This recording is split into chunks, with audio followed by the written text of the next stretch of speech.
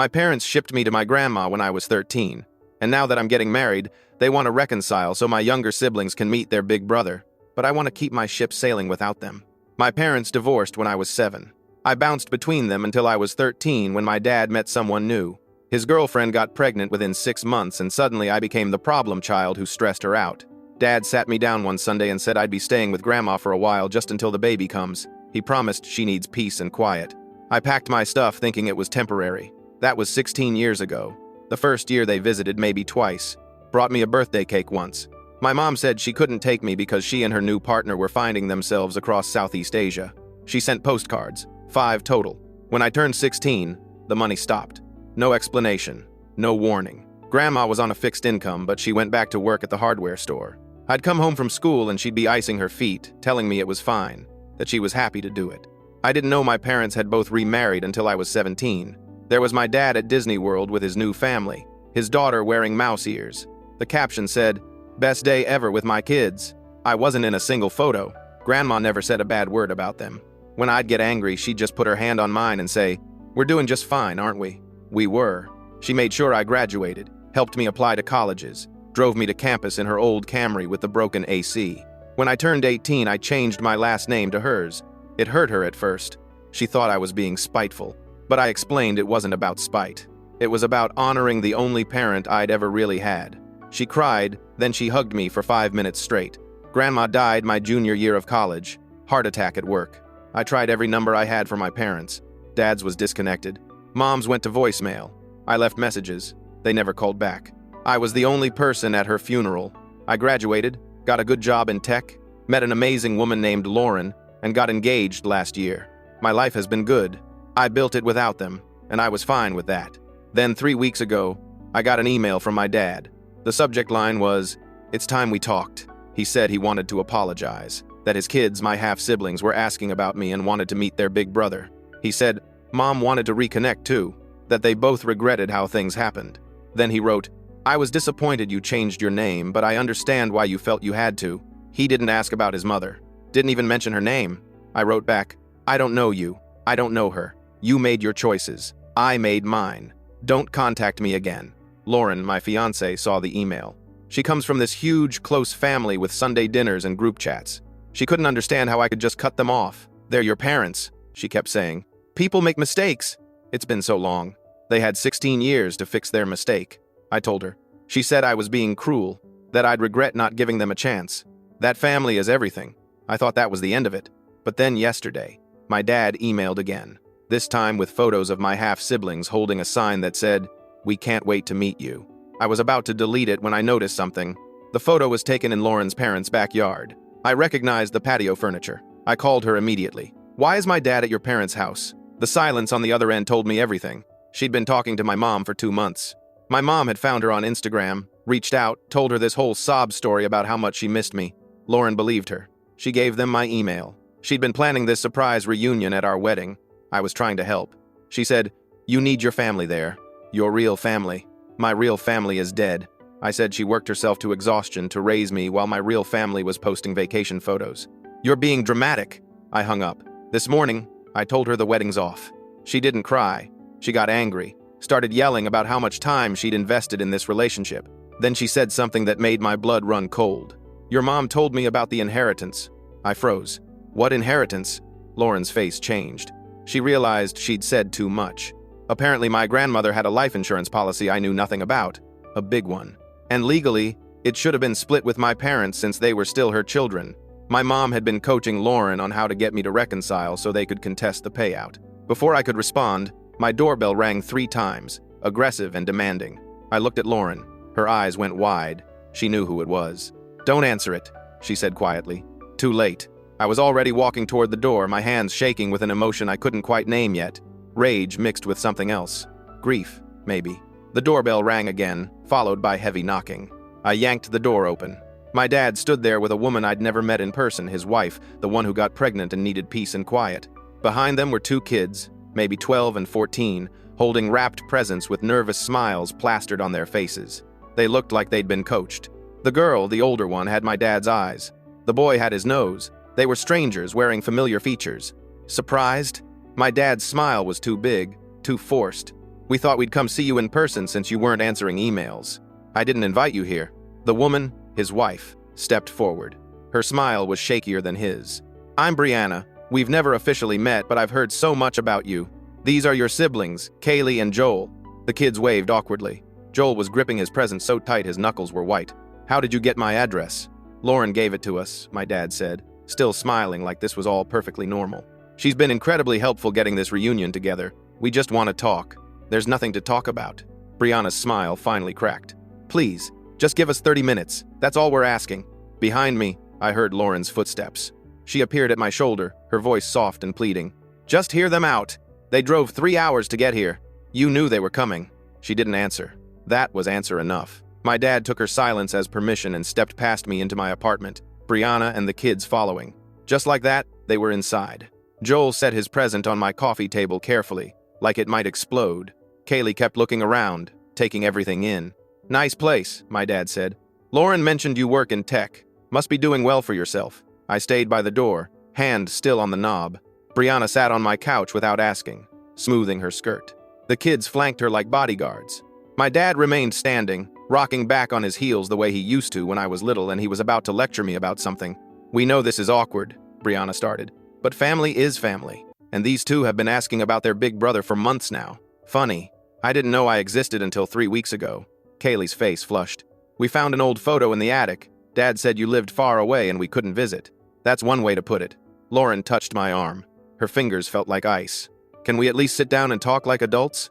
I shook her off and turned to my dad. "Say what you came to say." His smile finally dropped. "Look, I know I wasn't perfect. I made mistakes. But I was young and overwhelmed, and Brianna was pregnant, and you were going through that difficult phase." "Difficult phase?" I was 13. "You were acting out, fighting at school. Your grades were slipping, because you told me I was being shipped off to make room for your new family. What the hell did you expect?" Brianna stood up, her voice sharp. "This isn't productive. We came here to extend an olive branch, not to rehash the past. The past is the only thing we have. There is no present. There is no future." Joel spoke up, his voice cracking. "We just wanted to meet you." Something in his tone made me pause. He looked genuinely confused, like he couldn't understand why his big brother didn't want anything to do with him.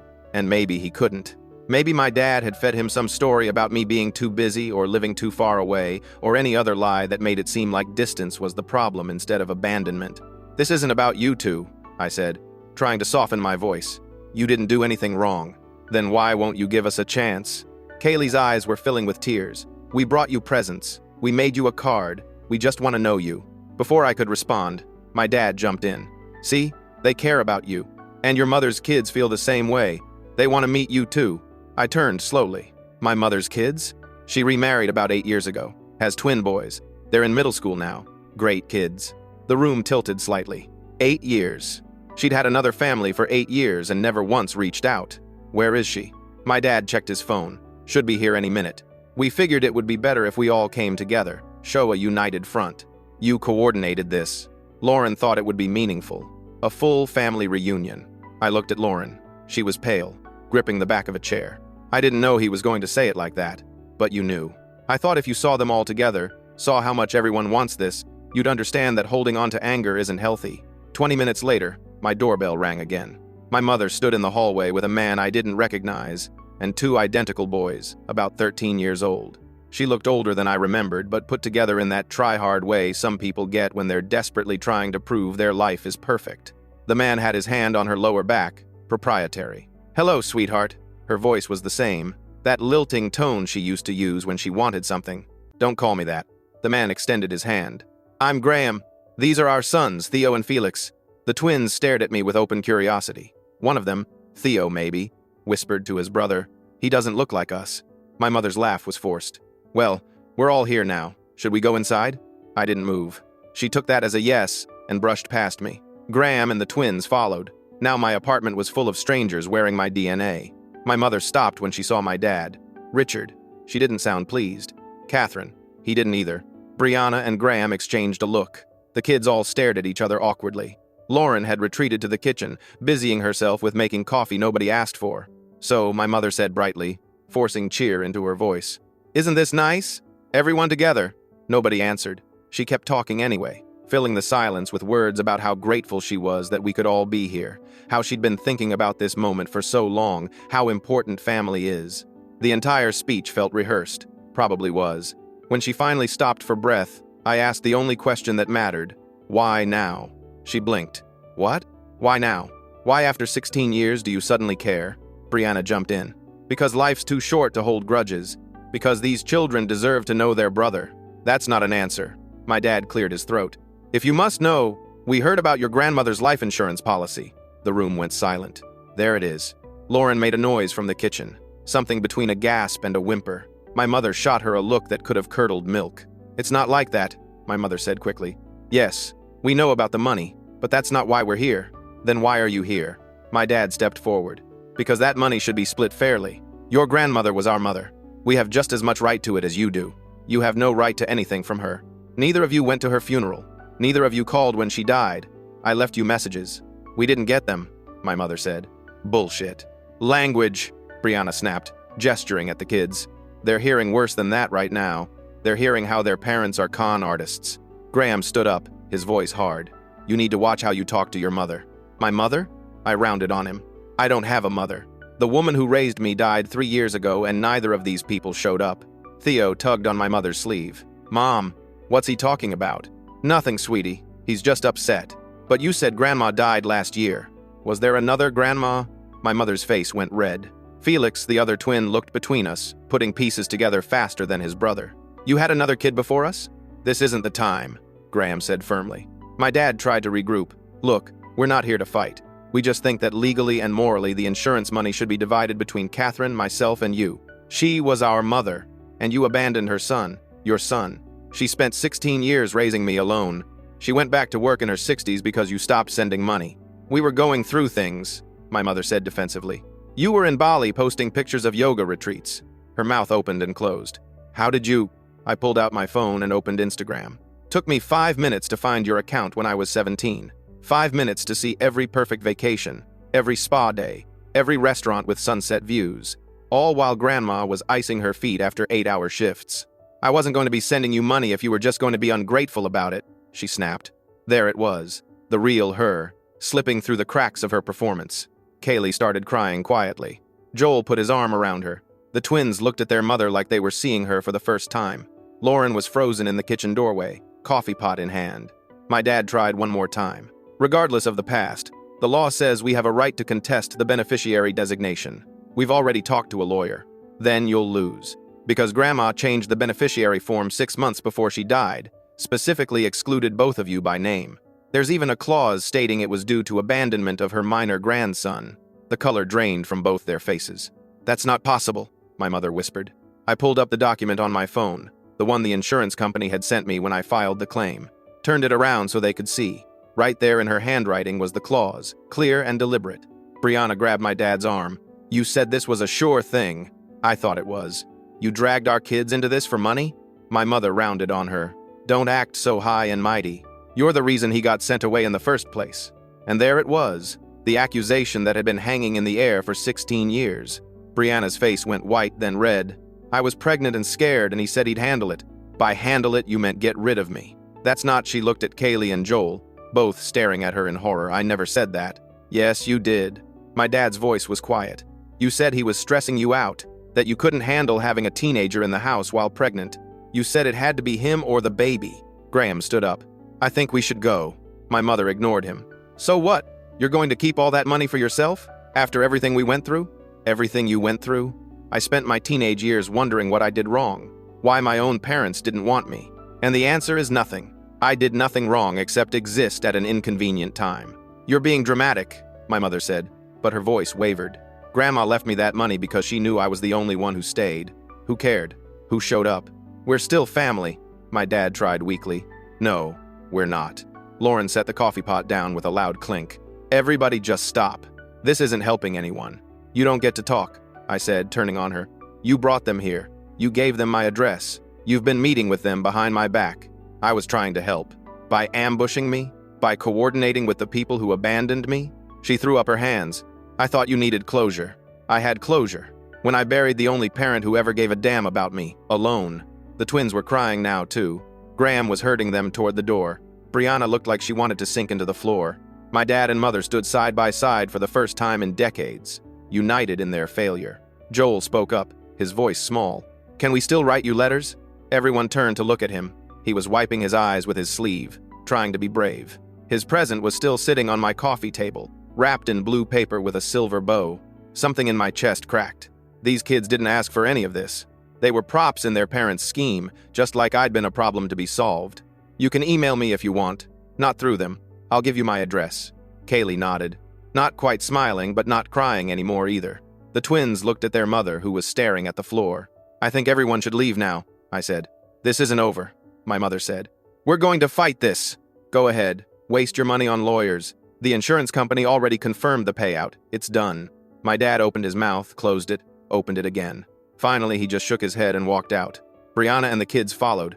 Graham practically pushed the twins through the door. My mother was last, pausing in the doorway. "I really did miss you," she said quietly. "For whatever that's worth, it's worth 5 postcards." She flinched, then left. The door closed. The apartment was quiet except for the drip of the coffee maker and Lauren's uneven breathing. "You need to leave too," I told her. "We need to talk about this."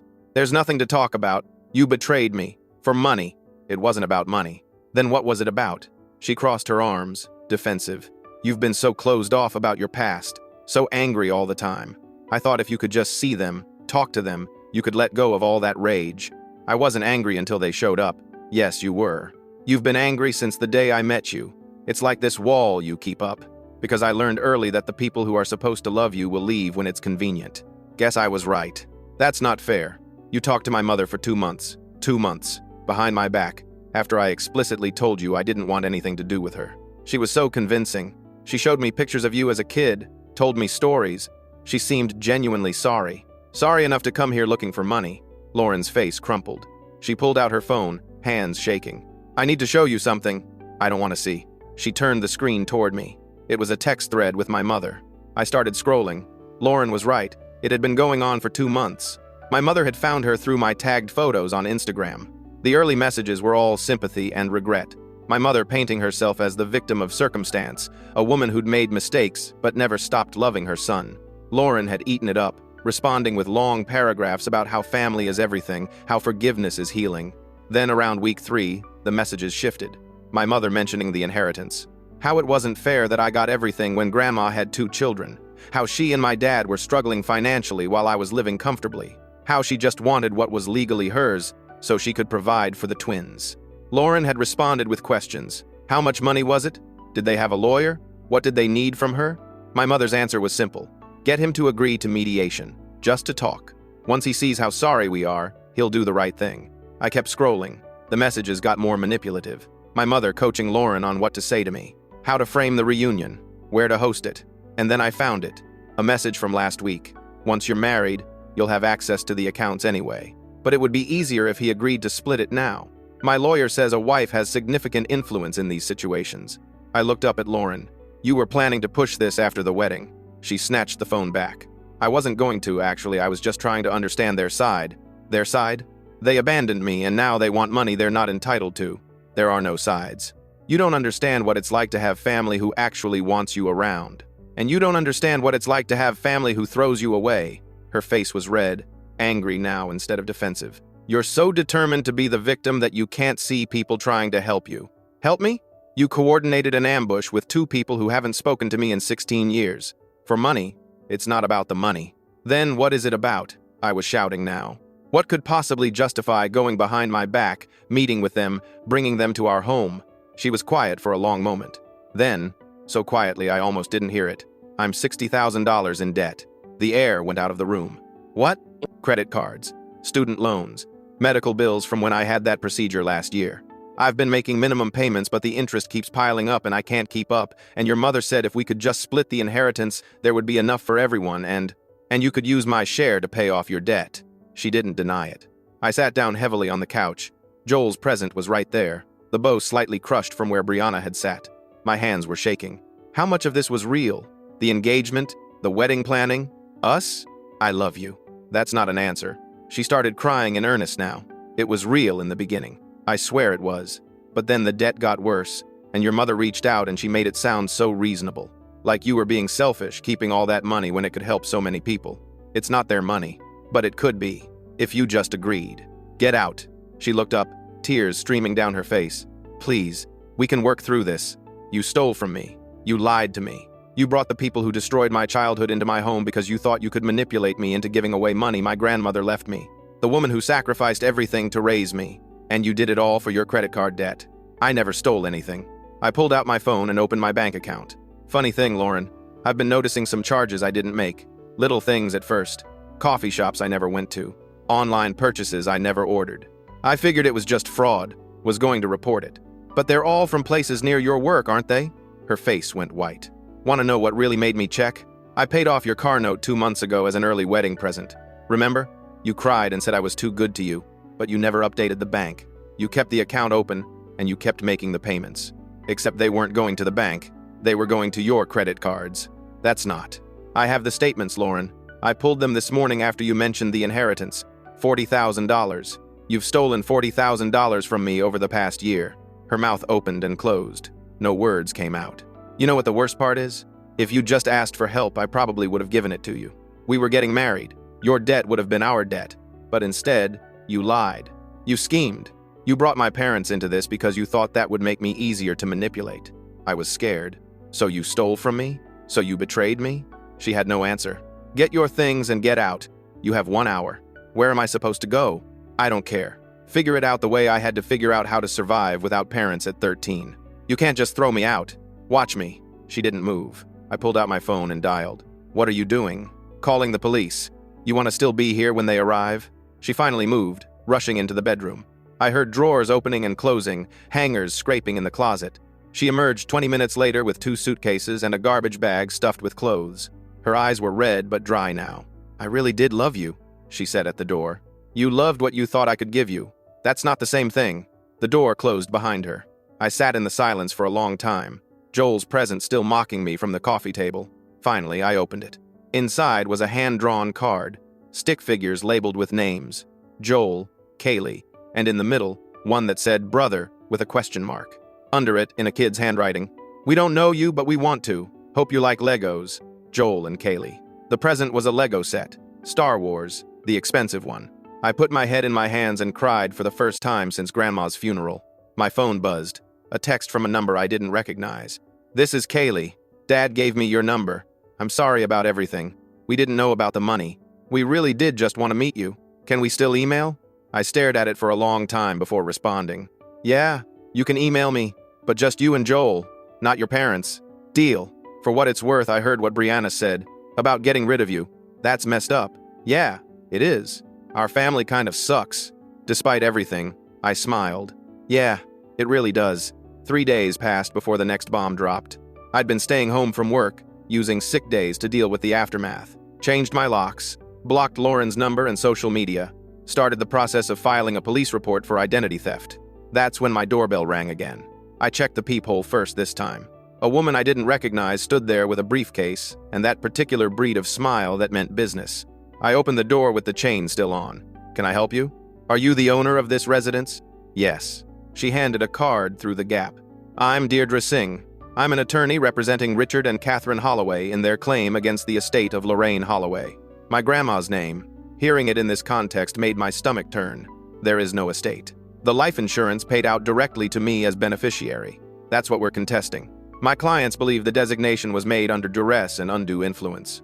Your clients abandoned their son and didn't even attend their mother's funeral. I don't think a court's going to be sympathetic. Be that as it may, we've filed the necessary paperwork. You'll be served formally within the week. I'm extending a professional courtesy by informing you in person. She pulled out a folder and slid it through the crack. Discovery requests. We'll need all documentation regarding your relationship with Mrs. Holloway. School records, medical records, financial records. We'll also need to depose you regarding her mental state in the months before her death. My grandmother was perfectly sound of mind. Then you'll have no problem proving it in court. Have a nice day. She left. I stood there holding the folder, hands shaking with rage. They were really doing this. They were really going to drag Grandma's name through the mud because they didn't get money they never earned. I called the only person I knew who might be able to help. Marcus Brennan, my college roommate who'd gone to law school. We'd stayed close over the years, texting regularly, getting drinks when his schedule allowed. He answered on the second ring. This better be good. I'm in the middle of a deposition. They're suing me. Who's suing you? My parents. For my grandmother's life insurance money. Silence. Then, I'm coming over tonight. Don't talk to anyone else about this until I get there. Marcus showed up at 7 with Chinese food and a legal pad. I walked him through everything.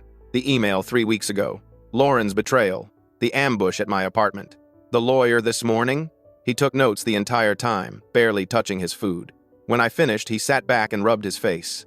Okay, first thing, you need a lawyer. Not me, I do corporate law. But I know someone who specializes in probate and estate litigation. Arlene Fisk. She's expensive, but she's worth it. How expensive? She'll probably want a $50,000 retainer just to start. I don't have that kind of cash lying around. You have $890,000 in life insurance money. Use some of it. That feels wrong. Your grandmother left you that money to build a life with. Part of life is protecting yourself from people who want to take from you. She'd want you to use it to fight this. He was right. I knew he was right. Second thing, he continued, pulling out his phone. I'm documenting everything you told me. The stuff about Lauren, the stolen money, the coordination between her and your parents. All of it could be relevant. How? Pattern of behavior. They'll try to argue your grandmother was manipulated. We show they're the ones with a history of manipulation. Plus, the identity theft charge against Lauren is going to look really bad for them if it comes out they were working with her. Can they actually win this? Marcus was quiet for a moment. Honestly, probably not. The law is pretty clear. A person has the right to designate their beneficiary however they want. And the fact that your grandmother explicitly excluded them with a reason shows intent. But they can make it expensive and miserable. Death by 1,000 cuts. That's probably their real strategy. What do you mean? They bleed you with legal fees until you agree to settle just to make it stop. They might not win in court, but they might win through attrition. So what do? You fight, and you document everything. Every interaction with them from here on out you record. You get Arlene, you let her handle the legal side, and you don't engage with them directly about anything. I felt sick. This is going to take years, isn't it? Probably not years. 6 months to a year if they're serious. But yeah, it's going to suck. After Marcus left, I sat alone in the dark apartment and thought about Grandma. How she used to make pancakes on Saturday mornings with the cheap syrup from Dollar General because that's all she could afford. How she'd sneak me $5 before school sometimes, telling me to treat myself to something from the vending machine. How she never complained even though I knew her back hurt and her feet hurt and she was so tired. She died at work. Heart attack behind the register at the hardware store. A customer had found her slumped over the counter, cash drawer still open. She was alone. And now her own children, who hadn't even bothered to show up to her funeral, were trying to profit from her death. I picked up my phone and sent an email to Arlene Fisk. By midnight, she'd responded with a meeting time for Monday. The formal service of the lawsuit came on Friday. A different process server, younger guy who looked apologetic about handing me the papers. I signed for them and closed the door. The complaint was 23 pages of legal jargon that boiled down to, our mother was old and sick, and her grandson manipulated her into cutting us out of her life insurance so he could steal our inheritance. They were painting me as the villain, the predator who isolated an elderly woman from her loving children. Never mind that those loving children had zero contact with her for 16 years. Never mind that she raised me alone on a fixed income while they built new families and posted vacation photos. I photographed every page and sent them to Arlene. Monday morning, I met her at her office downtown. She was older than I expected, maybe mid-60s, with gray hair pulled back in a bun and glasses on a chain around her neck. Her office walls were covered with diplomas and photos of her with various judges. Mr. Holloway. She didn't stand to shake my hand, just gestured at a chair. Sit. Tell me why I should take your case. Because my grandmother worked herself to death raising me after my parents abandoned me, and now they want to profit from it. She studied me for a long moment. Do you have proof of abandonment? School records showing my grandmother as emergency contact and guardian from age 13 to 18. Medical records the same. Her will from 15 years ago that already excluded them. Her diary. She sat up straighter. Diary? I found it in her storage unit when I was cleaning out her stuff. She wrote in it almost every day, including entries about trying to call my parents for help and being refused. Arlene smiled. That's what I like to hear. Bring me everything. Every record, every document, every photo. I want to build a timeline of your entire relationship with your grandmother from age 13 until her death. What about Lauren, the woman I was engaged to? What about her? She coordinated this with my parents. And she stole money from me. I'm filing identity theft charges. Even better. We'll use her as evidence of their character. Birds of a feather. We spent 2 hours going through everything. By the time I left, I had a clear strategy and a $45,000 retainer paid. Arlene promised to file our response within the week. That night, Kaylee emailed me. Dad and Brianna had a huge fight. She said he used us, that we were just props for his money scheme. She packed a bag and went to her sister's house. Joel is really upset. He keeps asking if we did something wrong. I don't know what to tell him. I sat with that email for a long time before responding. You didn't do anything wrong. None of this is your fault. Sometimes adults make bad choices and kids get caught in the crossfire. Take care of Joel. Be there for each other. That's what family actually does. She wrote back immediately. Are we family, even though we barely know each other? We share DNA. Whether that makes us family is up to us. But yeah, if you want to be, I'm open to it. I want to be. Joel does too. We already decided we're on your side no matter what. Something in my chest loosened. These kids who'd been raised by people who'd abandoned me had more integrity than their parents ever did. 2 weeks later, the discovery process started in earnest. Arlene had requested every document related to my parents' relationship with Grandma and me. Every email, every text, every financial record. My dad's lawyer tried to fight it, claiming it was too broad and invasive. The judge disagreed. If they wanted to claim I'd manipulated Grandma, we had the right to show the full context of family relationships. The documents started arriving. Bank statements showing my dad took 3 vacations to Europe during years he claimed he couldn't afford to help support me. Credit card records showing thousands spent on his new family while sending Grandma nothing. My mother's records were even worse. Instagram posts geotagged from Bali, Thailand, Vietnam. Yoga retreats that cost more per week than Grandma made in a month. A boat purchase. An actual boat. Arlene spread it all out on her conference table. This is gold.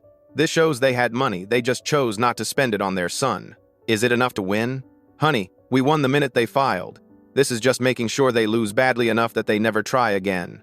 The depositions were scheduled for May. My dad first, then Mom, then Brianna.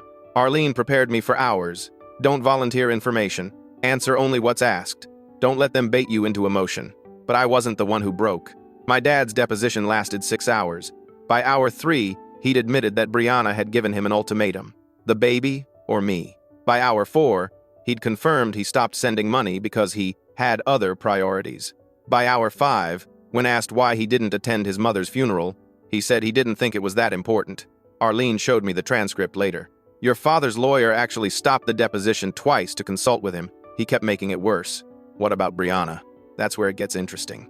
She pulled me into a conference room and opened her laptop to a video file. This is from Brianna's deposition last week. Watch. The video showed Brianna in a conference room, looking tired and defensive. Arlene was asking questions off camera. Mrs. Holloway, did you ever express to your husband that his son's presence in your home was unwanted? I was pregnant and emotional. I said things I didn't mean. Did you say you couldn't handle having a teenager in the house? Pause. Yes. Did you tell your husband it had to be either his son or your baby? Longer pause. He was making things stressful. I was high risk. My doctor said I needed to avoid stress. That's not what I asked. Did you give your husband an ultimatum? I told him I needed peace to carry this baby safely. And the solution you both arrived at was to send his 13-year-old son away permanently? It was supposed to be temporary. For how long? Until after the baby was born. And how many times did you visit him during that temporary period? Silence.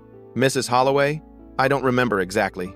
Your husband testified it was twice in the first year and never after that. Does that sound accurate? We were busy with the new baby. For 13 years? No answer. Arlene paused the video.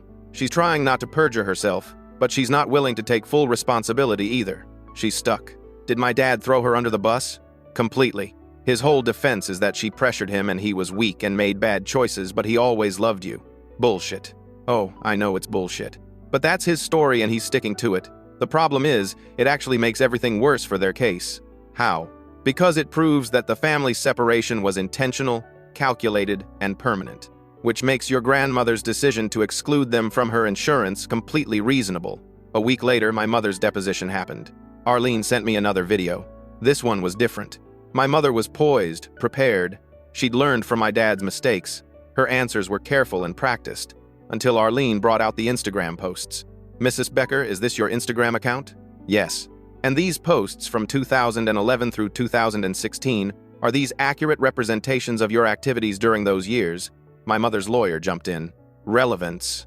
Your client claims she was unable to maintain contact with her son due to financial and personal hardship. These posts suggest otherwise. Arlene started going through them one by one. Yoga retreat in Bali, $3,000 a week. Scuba diving in Thailand, $2,500. A weekend in wine country, $1,800. Mrs. Becker, during this time period, how much financial support were you providing for your son? I sent money when I could. How much and how often? I don't remember exactly. Your mother's bank records show you made 3 deposits into her account in a 6-year period, total of $800. Does that sound right? My mother's face went red. I was going through a difficult time. A difficult time that included luxury international travel? I needed to heal. From what? From the trauma of my divorce. The divorce that happened 4 years before you stopped supporting your son? No answer. Mrs. Becker, how many postcards did you send your son during his teenage years? I sent several. He has 5, dated 18 months apart. That's 1 postcard every year and a half. Would you consider that maintaining a parental relationship? I was finding myself. Arlene leaned forward in the video. While your son and his grandmother were finding a way to survive on her fixed income? My mother stood up. I don't have to sit here and be attacked.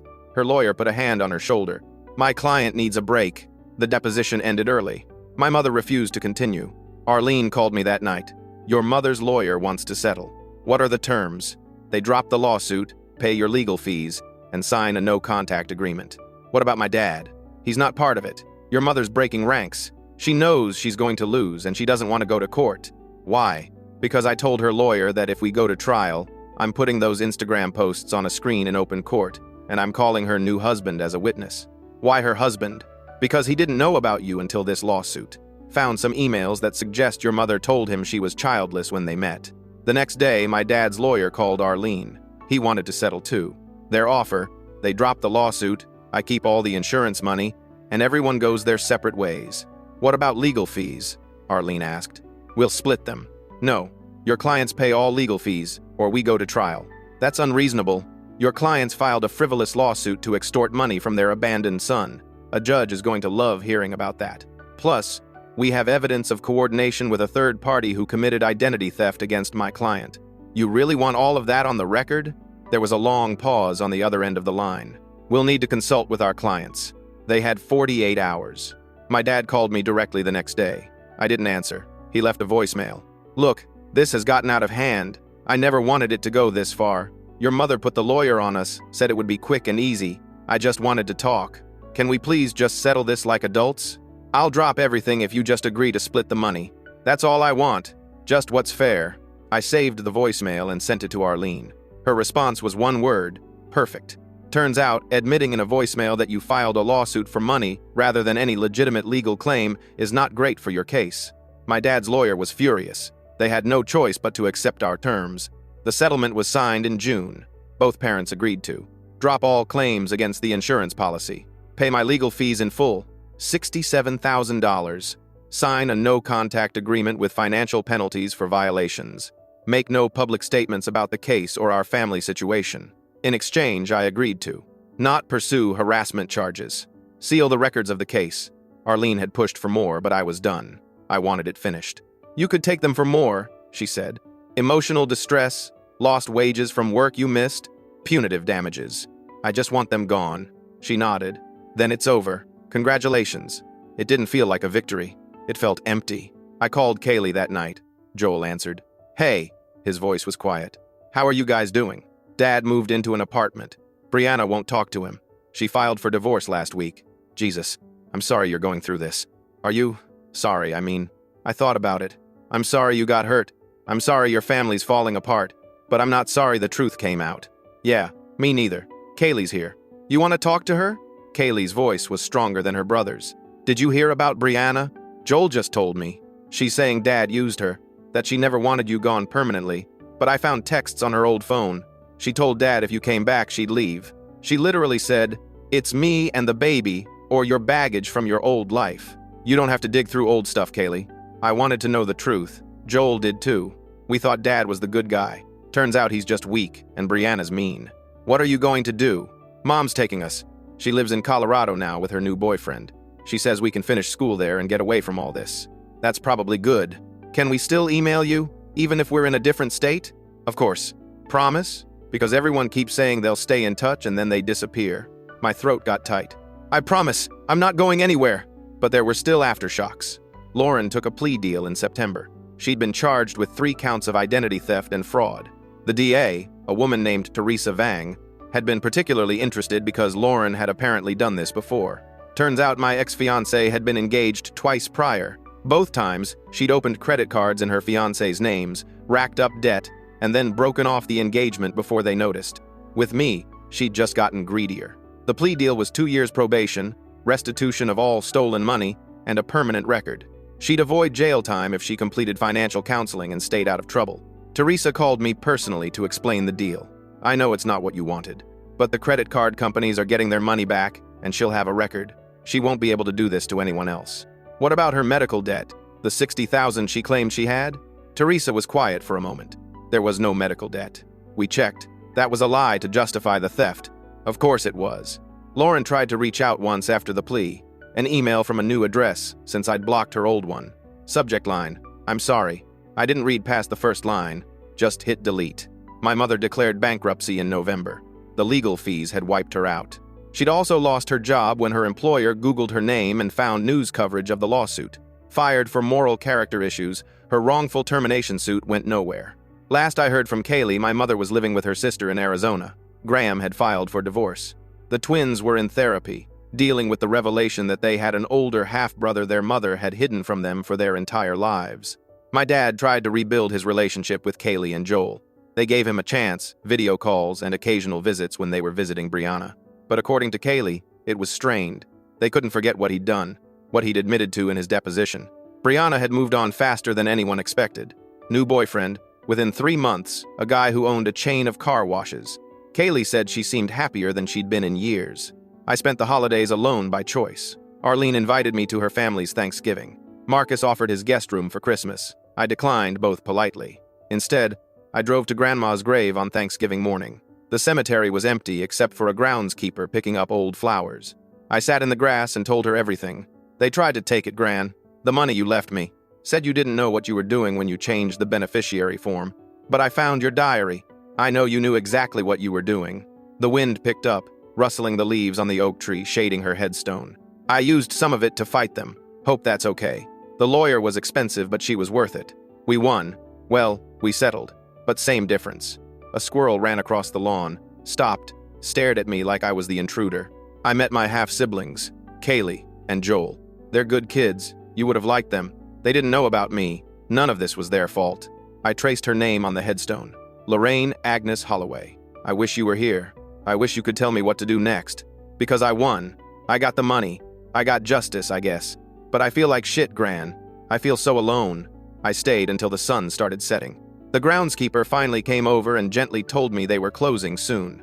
At home, I ordered Chinese food and put on a movie. My phone buzzed. An email from Kaylee. Subject line, "Happy Thanksgiving from your actual family." Inside was a photo. Kaylee and Joel holding a sign that said, "We're thankful for our brother," with goofy smiles on their faces. Kaylee's hair was in her eyes. Joel was making bunny ears behind his sister's head. Under the photo, "Mom's boyfriend makes terrible turkey, but the pie is good. Wish you were here, but we understand if that's weird. Just wanted you to know we're thinking about you. Love, K&J." I saved the photo, set it as my phone wallpaper. Then I responded, "Love you guys too. Maybe we can do Christmas together next year." Kaylee wrote back immediately, "Deal. Joel says that means you have to come to Colorado. I can do that." Really? Really? 3 months later, the check from the insurance company finally cleared. $890,000 minus $67,000 in legal fees left me with $823,000. More money than I'd ever imagined having. I paid off my car, paid off my student loans, put $500,000 in investments, kept $300,000 liquid for emergencies and whatever came next. Then I did something I'd been thinking about since Thanksgiving. I opened a savings account and deposited $50,000, created automatic transfers of $500 a month, named it the Kaylee and Joel Fund. When they turned 18, they'd each get half. For college or trade school or whatever they wanted, their dad wouldn't be able to touch it. Neither would Brianna. I didn't tell them. It would be a surprise. Marcus came over to help me celebrate the check clearing, brought expensive bourbon and cheap cigars. We sat on my balcony and watched the city lights. "So," he said, puffing smoke into the night air. "What now?" "What do you mean? You've got money. No more psycho fiancé. No more lawsuit. What's next?" I thought about it. I don't know. That's healthy. Is it? Hell yes. You're 29 years old with your whole life ahead of you and money in the bank. Not knowing what comes next is the best possible position to be in. We sat in comfortable silence for a while. You ever think about her? Marcus finally asked. Lauren? Sometimes. Usually when I'm trying to figure out what I missed, what signs I ignored. And I think I was so desperate to build a family that I ignored all the red flags. She came from this big, close family, Sunday dinners and group chats. Everything I never had. I wanted that so badly I didn't see she was using me. That's not your fault. Isn't it though? I chose her, I proposed to her. I gave her access to my accounts.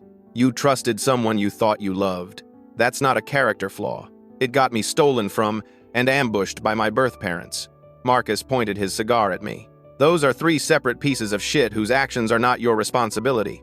Your only crime was being a decent person who assumed other people were decent too. When did you get so wise? Law school. We had a whole class on it. Wisdom 101. I laughed. It felt good. Later, after Marcus left, I pulled out Grandma's diary one more time. I'd been avoiding reading most of it, just using the entries Arlene needed for court. But now, with everything finally finished, I let myself really look. Most of it was mundane. Grocery lists, complaints about her coworkers, notes about the weather, but scattered throughout were entries about me. The 14th of September 2009, first day of 8th grade. He tried to pretend he was fine, but I saw him crying in his room after dinner. Called Richard again. Voicemail. Called Catherine. She answered but said she was busy and would call back.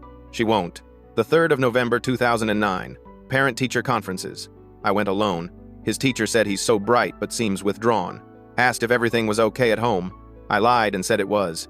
What else could I say? His parents abandoned him, but he's adjusting? The 25th of December 2009, first Christmas just us. Made cocoa and watched old movies. He asked if his dad would call. I said probably. We waited until midnight. No call. Found him crying in the bathroom at 1 a.m. This is breaking him, and I don't know how to fix it. March 17, 2010. His birthday. 14 today. Richard sent a card with $20 in it. No call. Catherine sent nothing. He pretended it didn't hurt. Got him a cake from the grocery store. Made a wish. I know he'll never say out loud. I wished for him. I wished his parents would come back. But they won't. I know they won't. I had to stop reading. The pages were getting blurry. She'd known. The whole time. She'd known they weren't coming back and she'd stayed anyway. Worked herself into the ground. Went back to a job that was killing her just to make sure I had what I needed. And she'd done it without complaint. Without ever making me feel like a burden. The last entry was dated 3 days before she died. The 24th of April 2022. Updated my life insurance beneficiary today. Made sure Richard and Catherine are explicitly excluded. I know it seems harsh. Maybe it is. But they gave up their right to anything of mine when they gave up their son. He's 26 now. Has a good job, a nice apartment, a girlfriend who seems kind. He turned out okay despite them, not because of them. This money is for him, for the life he's building, for the family he'll make someday. He deserves it. He earned it, by surviving their abandonment with his heart intact. I'm so proud of him. I closed the diary and sat there in the dark apartment until sunrise. May came. The anniversary of Grandma's death. I took the day off work and drove to her grave again. This time I brought flowers. Real ones from a florist, not the grocery store kind. Roses, her favorite. Hey, Gran, it's me again. A butterfly landed on her headstone. Black and orange, wings opening and closing slowly. Everything's done now. The lawsuit, the settlement, all of it. They're gone. Really gone this time. No more emails or surprise visits or lawyers. Just gone. The butterfly flew away. I read your diary. All of it. I didn't want to before because I knew it would hurt. And it did. But I'm glad I read it. I'm glad I know how much you cared. An old woman was placing flowers on a grave 3 rows over. She saw me and nodded. I nodded back. I'm putting money away for Kaylee and Joel. Your other grandkids, technically. Though you never got to meet them. They're good kids. You would have made them cocoa and listened to their problems just like you did for me. A groundskeeper drove past on a golf cart. I don't know what comes next, Gran. But I'm not afraid anymore. Whatever it is, I'll figure it out. You taught me that. You taught me how to survive. I stood up, brushing grass off my jeans. Thank you. For everything.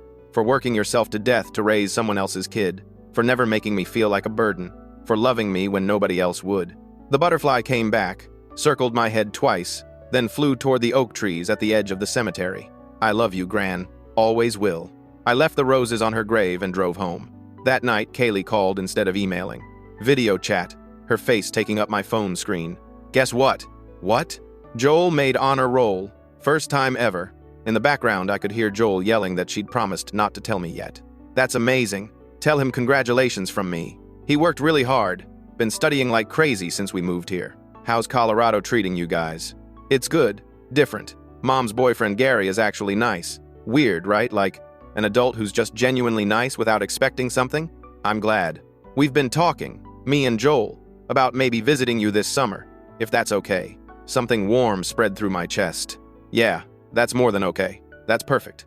Really, really. We'll do all the touristy stuff. Museums and restaurants and whatever else you guys want.